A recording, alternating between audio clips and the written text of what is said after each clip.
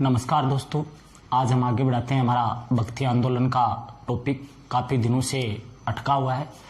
Topic शुरू करने से पहले मैं आपको एक बात बताता हूं। जो मैंने जियोग्राफी का शुरू किया है मैटर, उसमें आप बार बार बहुत से लोग बोल रहे हैं सर बोर्ड पे पढ़ाओ, बोर्ड पे पढ़ाओ।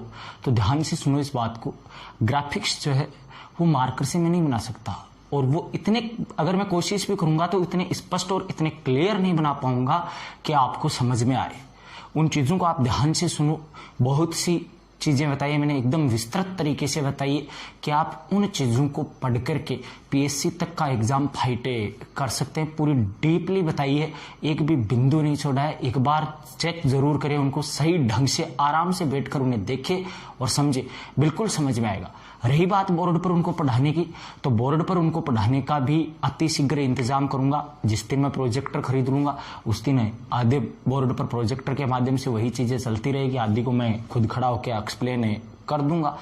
परंतु अभी ऐसी आर्थिक स्थिति भी नहीं है कि मैं प्रोजेक्टर का जुगाड़ कर सकूं, काफी खर्चीला है। तो आप थोड़ा सा धैर्य बनाए रखें और उनको ध्यान से पढ़े। आपके फायदे के लिए कर रहा हूं, उसमें मेरा कोई फायदा नहीं है। मैंने ये सोच के बनाए वो वीडियो कि आप उनको देखोगे, पढ़ोगे, अच्छे से समझ में आएगा। अब देखते हैं, बात करते हैं भक्ति आंदोलन की। तो भक्ति आंदोलन में हमारी लास्ट बात चल रही थी भक्ति संतों के ऊपर। उन संतों ने किस प्रकार की विचारधाराएं दी, उन संतों के मत क्या थे, किसने कौन कौन से संप्रदाय स्थापित किए। तो इसमें एक तो मैं आपको सबसे महत्वपूर्ण जो संत है उनका एक चार्ट बना के दे रहा हूं। कुछ संत हैं जिन्होंने क्या किया, किसी संप्रदाय विशेष की स्थापना की है और उन्होंने एक विशेष प्रकार का धार्मिक मत दिया है। वो संत कौन कौन से हैं? उनमें नाम आता है रामानुजाचार्य, माधवाचार्य,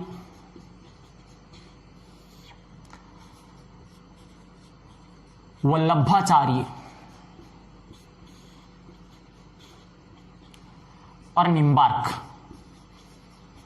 इनको आप याद कर लेना दोस्तों, ये चारों बहुत इंपॉर्टेंट है। इनका सुमेलित कराओ में प्रश्न आएगा, वो एक प्रश्न नहीं होगा, 4 प्रश्न होंगे। इनका सुमेलित क्या करवाएगा, ये चारों नाम लिख देगा। एक तरफ इनके संप्रदाय या इनके मत का नाम लिख देगा कि इनको सुमेलित कीजिए, नीचे 4 ऑप्शन दे देगा। तो ध्यान रखना, रामानुजाचार्य ने जिस संप्रदाय की स्थापना की वो संप्रदाय था श्री संप्रदाय। माधवाचार्य ने जिस संप्रदाय की स्थापना की वो था ब्रह्म संप्रदाय। रामानुजाचार्य का श्री संप्रदाय, माधवाचार्य का ब्रह्म संप्रदाय, वल्लभाचार्य का रुद्र संप्रदाय और निम्बार्क जी ने स्थापित किया सनक संप्रदाय।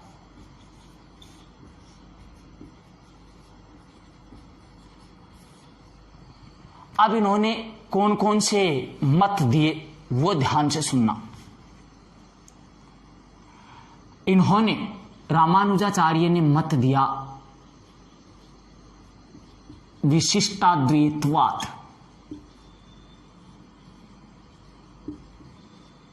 विशिष्टाद्वैतवाद।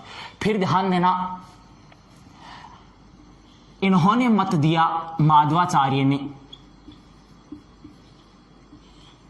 द्वैतवाद। ठीक है। वल्लभाचार्य ने मत दिया शुद्ध द्वैतवाद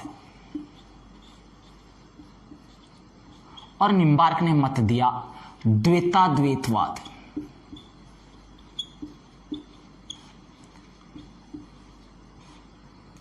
यह आप नोट कर लेना एक एक चीज इनमें से, ये अति महत्वपूर्ण है आपके लिए, ध्यान रखना इन चीजों को। तो इनको आप याद कर लेना, ये चारों अति महत्वपूर्ण है। अगर ये आ जाते हैं तो प्रश्न गलत होने की सर्वाधिक संभावना रहेगी। ये 4 तो निश्चित होंगे, इसके साथ में सुमेलित या तो संप्रदाय करवा देगा या इनके मत करवा देगा। अब आज हम जानकारी लेते हैं ये विशिष्ट द्वैतवाद, द्वैतवाद, शुद्ध द्वैतवाद, द्वैताद्वैतवाद, अद्वैतवाद, ये सारी चीजें क्या चीजें हैं, इनमें ध्यान देना आप। ये मैं हटा रहा हूं, नोट कर लेना आप, इनको स्क्रीनशॉट ले लेना।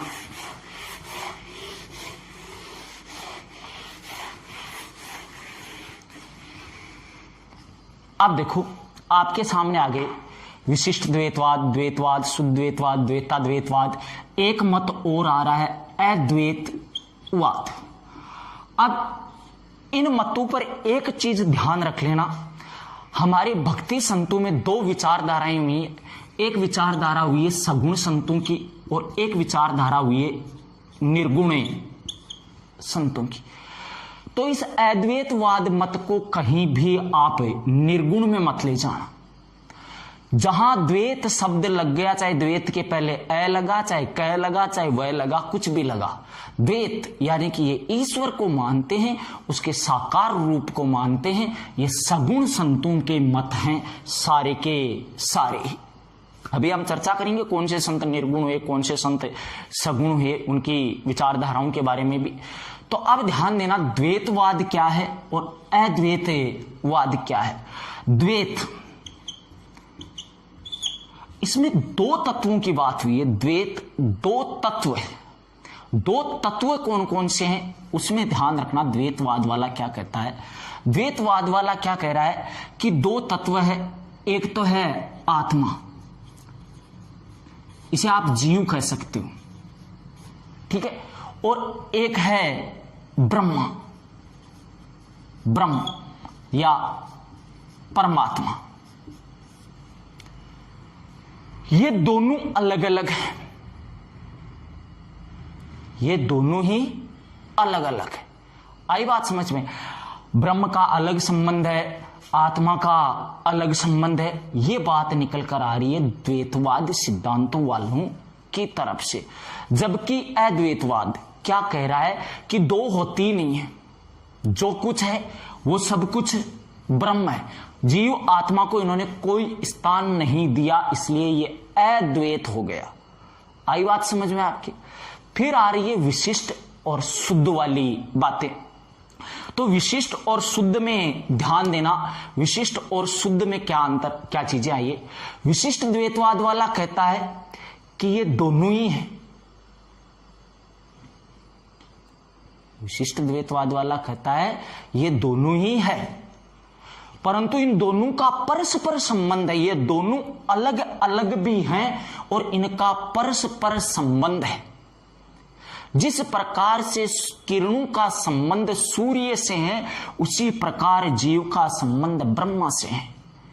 आत्मा और परमात्मा दोनों अलग अलग हैं, पर इनका आपस में संबंध है। जिस प्रकार सूर्य अलग है, किरणें अलग है, परंतु दोनों का एक जगह कहीं ना कहीं तो संबंध है ही। वैसा ही संबंध यहां पर है, इसलिए इस सिद्धांत को नाम दिया गया विशिष्ट द्वैतवाद।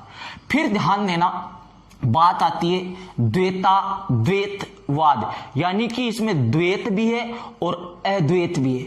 द्वैता आ रहा है ना यहां पर, अद्वैत, यानी कि ये द्वैत को भी मानता है और अद्वैत को भी मानता है। आगे बात समझ में। फिर आता है शुद्ध द्वैतवाद। शुद्ध द्वैतवाद वाले ने इन सभी मतों को नकारते हुए और इसको नकारते हुए कहा कि ये दोनों एक ही हैं। शुद्ध द्वैतवाद वाला क्या कह रहा है कि ये दोनों एक ही हैं। आत्मा और ईश्वर का आपस में संबंध बताया है इन्होंने, आत्मा का और परमात्मा का इन्होंने आपस में संबंध बता दिया, इसलिए ये आ गए शुद्ध द्वैतवाद में। अब हम आज बात करेंगे आगे भक्ति संतों पर। सगुण संत कौन कौन से हुए, निर्गुण संत कौन कौन से हुए। तो सबसे पहले मैं आपके सामने लेकर चलता हूं सगुण संतों की लिस्ट, जिसमें ध्यान रखना आप सबसे बड़ी गलती कहां पर करोगे? सबसे बड़ी गलती आएगी, प्रश्न आ सकता है निम्नांकित में से कौन सा संत सगुण संत है या कौन सा संत निर्गुण संत है, जैसा पीछे भी आया हुआ है। तो 2-3 ऐसे आएंगे आपके सामने जहां आप बहुत बड़ी मिस्टेक कर दोगे और 2 नंबर खो दोगे और साथ में माइनस भी ले आओगे। सबसे बड़ी गलती सगुण संतों में सबसे बड़ी गलती करोगे आप शंकराचार्य पर, आप इसे निर्गुण मान जाओगे। शंकराचार्य सगुण संत थे, इनके बारे में मैंने आपको बताया है।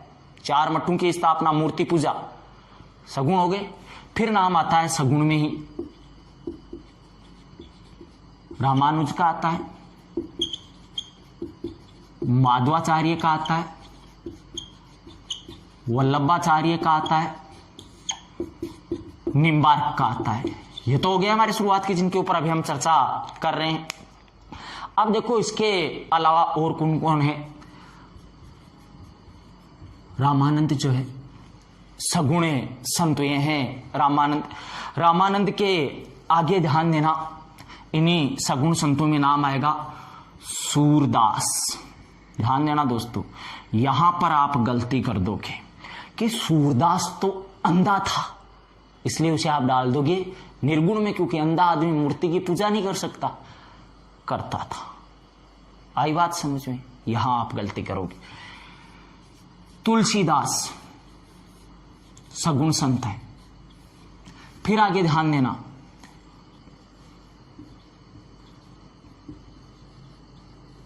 मीराबाई सगुण संत है। ठीक है, आगे ध्यान देना, नरसिंह मेहता सगुण संत है। शंकरदेव सगुण संत है। तो ये है सगुण भक्ति के प्रमुख संत जो भारतीय स्तर पर बहुत ज्यादा प्रसिद्ध हुए हैं। अब शंकराचार्य की मैं आपको पूरी जानकारी दे चुका हूं पीछे एक वीडियो में।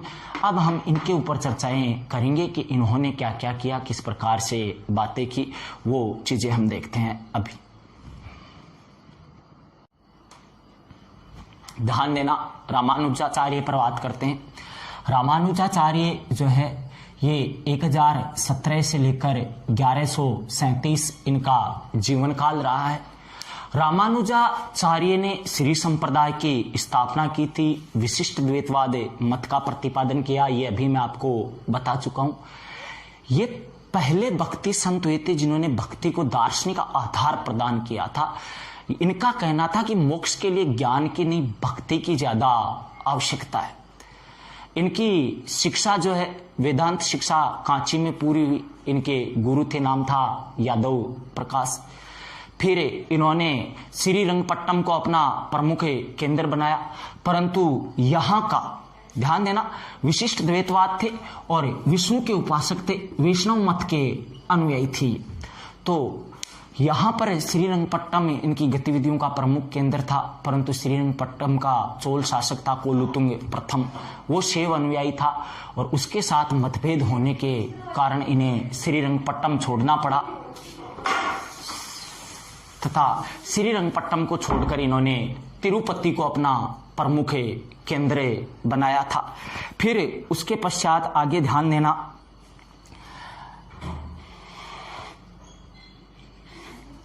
रामानुजाचार्य के पश्चात नाम आता है माधवाचार्य का।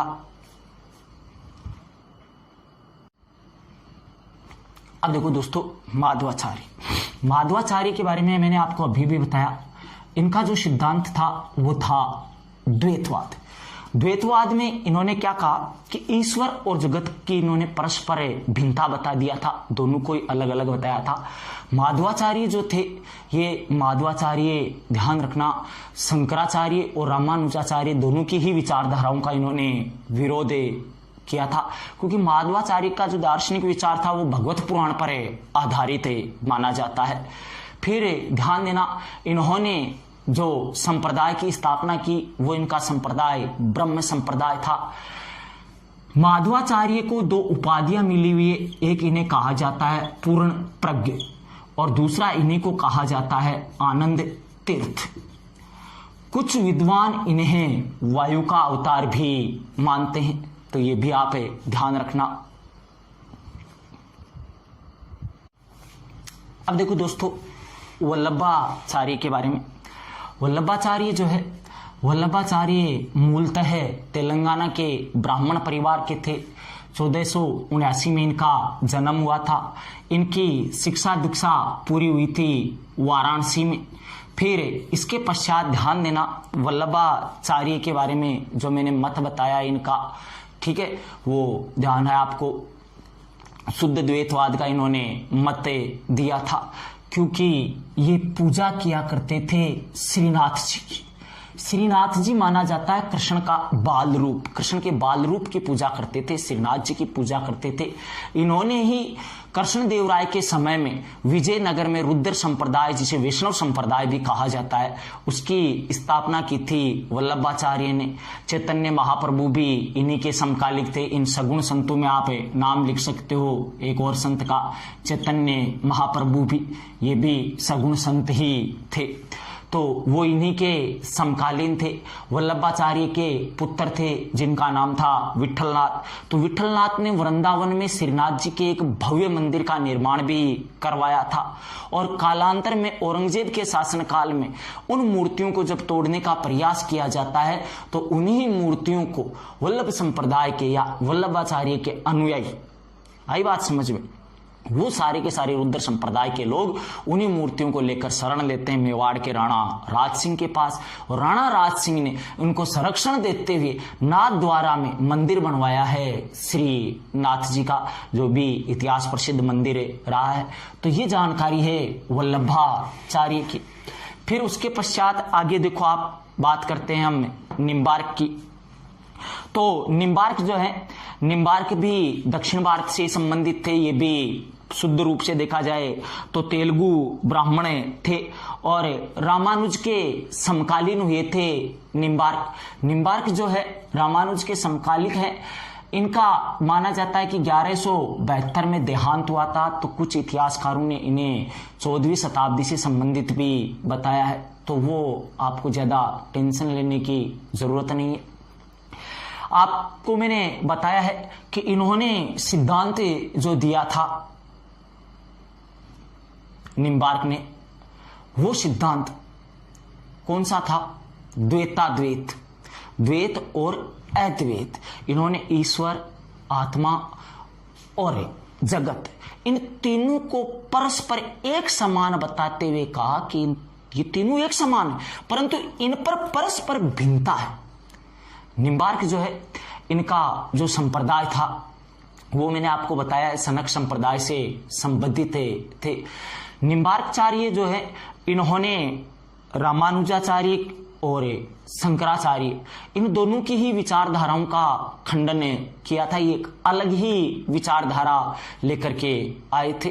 फिर उसके पश्चात आगे ध्यान देना, निम्बार्कचार्य जी जो है, इन्होंने, इनकी जो है पीठ, निम्बार्क संप्रदाय की पीठ, यह है राजस्थान के अजमेर जिले के सलेमाबाद में। यहां से एक प्रश्न बनेगा कि निम्बार्क संप्रदाय की पीठ जो सलेमाबाद अजमेर में स्थित है, वो कौन सी नदी के किनारे स्थित है? तो एक अंतः प्रवाह की नदी है जिसका नाम है रूपनगढ़ नदी। इस रूपनगढ़ नदी के किनारे स्थित है ये इनका जो मठ है निम्बार्क संप्रदाय का, वो। अब हम देखेंगे रामानंद को। ध्यान देना, रामानंद जो थे ये इलाहाबाद के थे। इलाहाबाद में इनका कान्यकुब्ज ब्राह्मण परिवार में जन्म हुआ था। इनके गुरु का नाम था राघवानंद। ठीक है दोस्तों। फिर उसके पश्चात आप ध्यान देना, इन्हीं में रामानंद ने जो है, इनके बारे में जानकारी मिलती है कि ये वैष्णव मत के अनुयायी थे। रामानुजाचार्य का जो श्री संप्रदाय था, उस श्री संप्रदाय के 5वें अध्यक्ष बने थे रामानंद, 5वें गुरु बने थे। इस श्री संप्रदाय की गद्दी पर बैठने वाले 5वें गुरु थे रामानंद। रामानंद ने जो भक्ति आंदोलन दक्षिण भारत में चल रहा था उसको उठाकर लेकर के आए उत्तर भारत में। इस कारण इन्हें भक्ति आंदोलन का सेतु कहा जाता है। रामानंद ने वैष्णव संप्रदाय के अनुयायी होने के साथ साथ ही एक काम विशेष किया। इन्होंने भक्ति की राम की, विष्णु की करनी थी, इन्होंने वैष्णव और शैव मत में समन्वय करवाने के लिए राम की भक्ति पर बल दिया था। इन्होंने दक्षिण भारत के भक्ति आंदोलनों को उत्तर भारत में प्रवाहित किया। रामानंद ने जो अपने उपदेश थे वो संस्कृत की जगह हिंदी में देना प्रारंभ कर दिया, जिनके कारण इनके उपदेश अति प्रसिद्ध हुए और ये जनता के बीच में लोकप्रिय हुए। रामानंद के कुल 12 शिष्य थे। ये 12 के 12 शिष्य अलग अलग जातियों से संबंधित थे, जो कुछ नीची जाति के भी थे तो कुछ उच्च जाति के भी थे, जिनमें नाम आता है कबीर एक जुला था, धन्ना एक जाट था, सेना इनका जो शिष्य था वो एक नाई था, पीपा इन्हीं का शिष्य था जो कि राजपूत था, संत पीपा। ठीक है, तो ऐसे इनके प्रमुख 12 शिष्य थे जो अलग अलग वर्णों से थे। ये पहले संत ये थे जिन्होंने भक्ति में जाति पाति को छोड़कर, जाति पाति से दूर उस भेदभाव को बिठाते हुए सभी वर्णों और समुदायों से अपने अपने शिष्य चुने थे। अब बात करते हैं इन्हें बाकी के संतों की।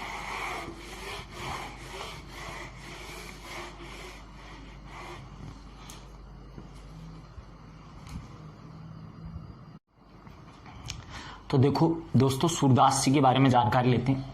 सूरदास जी जो है ये अकबर और जहांगीर के समकालीन थे। ऐसा प्रश्न भी बन सकता है, निम्नलिखित में से कौन सा संत अकबर के समकालीन था या जहांगीर के समकालीन था? तो अकबर और जहांगीर के समकालीन थे।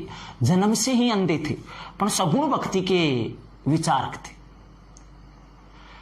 इन्होंने कृष्ण की भक्ति की थी और इन्होंने रचनाएं लिखी थी, जिसमें से इनकी सबसे प्रसिद्ध रचना है सूर सागर। इसके अलावा इन्होंने सूर सारावली और साहित्य लहरी की भी रचनाएं की थी।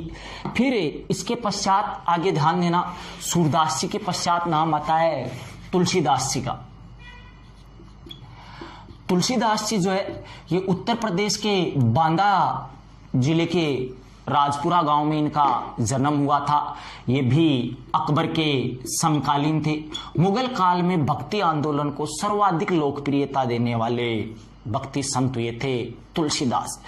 तुलसीदास जो है, तुलसीदास ने इसी समय अवधी भाषा में रामचरितमानस की रचना की थी। इंपॉर्टेंट प्रश्न है, रामचरितमानस किस भाषा में लिखी थी तुलसीदास जी ने? तो याद रखना, संस्कृत में नहीं लिखी थी, इन्होंने अवधी भाषा में लिखी थी। इसके अलावा इन्होंने कवितावली, दोहावली, ठीक है, बरवे रामायण जैसी कई रचनाएं, विनय पत्रिका, इनकी बहुत सी रचनाएं। मुगल काल में इन्होंने भक्ति आंदोलन को बहुत ज्यादा प्रचलित करवाया था। सर्वाधिक योगदान इन्हीं का रहता है। फिर उसके पश्चात आगे ध्यान देना, अगली महान भक्ति संत मीराबाई, इनके बारे में देखते हैं।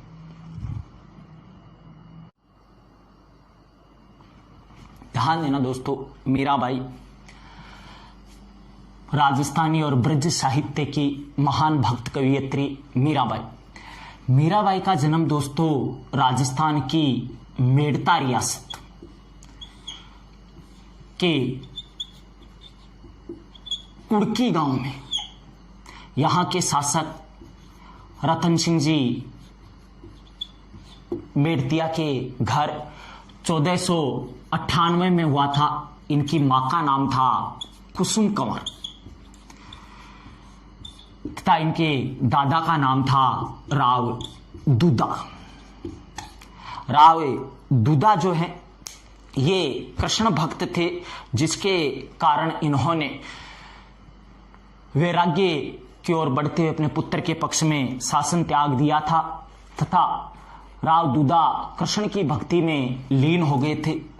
मीराबाई का याद रखना दोस्तों, मूल नाम था पेपल देव, वास्तविक नाम यही था। बात है दोस्तों 1502 की, जब मीराबाई मात्र 4 साल की थी। तो राव दूदा कहीं किसी भक्ति सम्मेलन में गए हुए थे 3-4 दिन के लिए घर से बाहर। 3-4 दिन बाद में घर आते हैं तो एक 4 साल की बच्ची के लिए तो उसका दादा ही सब कुछ होता है, और दादा अगर 2-3 दिन घर से मिस रहे और फिर आए तो कुछ बात ही अलग होती है।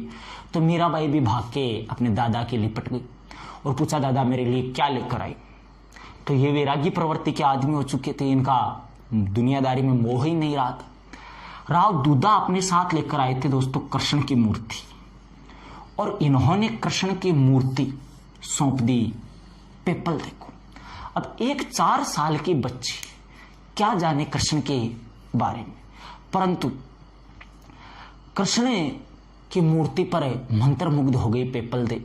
दिन रात पेप्पलदे कृष्ण की मूर्ति के साथ रहने लगती है, खेलने लगती है, अपने दादा से दिन में 1000 बार सवाल पूछती है कृष्ण के बारे में। वो उस मूर्ति की सुंदरता पर मुग्ध हो गई थी।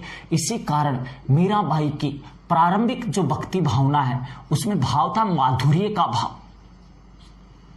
और 2 साल के अंदर अंदर यानी कि जब 6 साल की हुई थी तब तक तो मीराबाई सब कुछ अपना कृष्ण को ही मान चुकी थी। 6 साल की उम्र में 1504 में आगरा में एक भक्ति सम्मेलन में राव दूधा को आमंत्रण मिलता है, और जब दूधा उसमें जाते हैं तो पेप्पलदे उनके साथ जाती है। और यहां पर पेप्पलदे ने एक भजन गाया था कृष्ण का आगरा में भरी जनता के सामने, मेरो तो गिरधर गोपाल दूजो ना कोई। और उस भजन को सुनने के पश्चात आगरा की जनता ने पेप्पलदे को एक नया नाम दिया, और वो नाम था मीरा। आई बात सुनिए दोस्तों, मूल नाम पेप्पलदे था, मीरा नाम आगरा की जनता ने दिया था। और उसके पश्चात मीरा की भक्ति माधुर्य भाव के साथ साथ बदल जाती है दाम्पत्य भाव। कालांतर में मीराबाई का विवाह 1511 में मेवाड़ के शासक राणा सांगा के बड़े पुत्र कुंवर भोजराज के साथ होता है, परंतु विवाह के कुछ समय पश्चात ही भोजराज युद्ध में वीर गति को प्राप्त होते हैं। और भोजराज जी की वीर गति के पश्चात तो मीरा का इस दुनियादारी से पूर्ण रूप से विरक्ति हो जाती है, और दिन रात मीराबाई कृष्ण की भक्ति में लीन रहती है। कालांतर में इसी मेवाड़ के इतिहास में एक उलट फेर होता है, और उलट फेर हुआ वो ध्यान रखना दोस्तों कि 1534 में मीराबाई की सास रानी कर्णावती के नेतृत्व में जौहर संपन्न हुआ, और उस जौहर के पश्चात मेवाड़ पर अधिकार हो गया था बनवीर का, जो राणा सांगा के बड़े भाई का अनौरस पुत्र था। और बनवीर ने मीरा को परेशान करना प्रारंभ कर दिया था। आपने सुना होगा भजनों में राणो भेजो विसरो पहलो, तो वो ऐसा कोई गलत अर्थ मत निकाल लेना कि राणा सांगा ने भेजा होगा या विक्रम सिंह ने भेजा होगा या उदय सिंह ने भेजा होगा। ऐसा किसी ने नहीं किया था, वो सब इसका बहुत सम्मान करते थे, पर इसने इनको परेशान किया, जिसके कारण मीराबाई हमेशा हमेशा के लिए चित्तौड़ छोड़कर प्रस्थान कर देती है वृंदावन। वृंदावन में इन्होंने प्रारंभ में जीव गोस्वामी से शिक्षा प्राप्त की, और उसके पश्चात इन्होंने रैदास से शिक्षा प्राप्त की। कुछ समय इन्होंने वृंदावन को अपना केंद्र बनाकर रखा, और उसके पश्चात इन्होंने प्रस्थान कर दिया द्वारका की तरफ, कृष्ण की रासलीला की नगरी। और यहां पर रात दिन कृष्ण की भक्ति में लीन रहती है मीराबाई। तो आगे ध्यान देना इसी में। तो यहां पर जानकारी मिलती है कि मीराबाई का अधिकांश समय द्वारका में बीतता है। मीराबाई के जो भजन थे वो राजस्थानी और ब्रज भाषा में संकलित किए गए हैं। फिर उसके पश्चात आगे ध्यान देना, इसी द्वारका का डाकोर क्षेत्र जिसमें रणछोड़ जी का मंदिर, भगवान कृष्ण का मंदिर, इस रणछोड़ मंदिर में मीराबाई एक दिन मूर्ति में विलीन हो गई थी, कृष्ण में विलीन हो गई थी, ऐसा माना जाता है मीराबाई। तो दोस्तों ये थी कुछ, ये बच्चे हैं, आज थोड़ा सा समयाभाव है मेरे पास में, थोड़ा लेट हो चुका हूं, और भी बहुत से काम है। कल ये टॉपिक पूर्ण रूप से कंप्लीट करवा दूंगा, और उसके बाद में कौन सा टॉपिक करना है आप अति शीघ्र बताइए। जियोग्राफी के वीडियो लगातार देखते रहिए, जियोग्राफी भी 10 नंबर की आएगी, याद रखना, कम नहीं है उसका भी योगदान। धन्यवाद दोस्तों, वीडियो कैसा लगा इसका जरूर रिप्लाई करना कमेंट के माध्यम से।